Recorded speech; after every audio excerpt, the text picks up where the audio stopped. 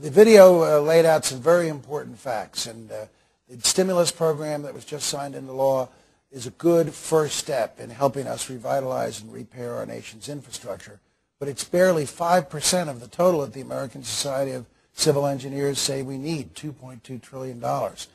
I believe we need to commit ourselves as a nation to significant infrastructure repair over the next 5 to 10 years. And that commitment will produce jobs, it will produce business for American factories, steel, lumber, concrete, asphalt.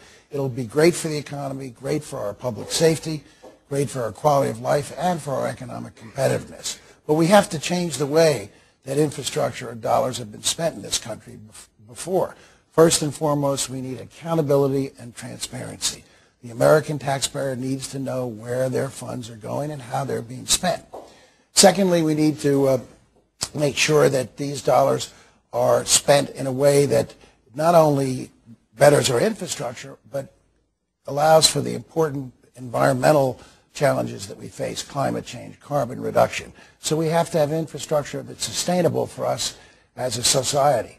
Thirdly, we have to make sure that we fund it in a proper way. And the funding, the bill is so significant that we have to look at new creative ways of funding, including perhaps a federal capital budget, private public partnerships, user fees. All of the things that have been delineated have to be explored.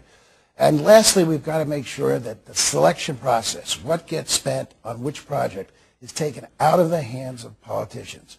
It's not that the politicians don't sometimes do a good job and hit the mark, but the earmark process has eroded public confidence in infrastructure spending. It has to be, the spending has to be transmitted through an infrastructure bank or some agency that in fact makes those determinations, not based on political power. If we do all of those things, we'll have a good infrastructure for this country, we'll be more economically competitive, we'll help our environment, we'll create jobs, we'll do something that this country has needed for an awful long time.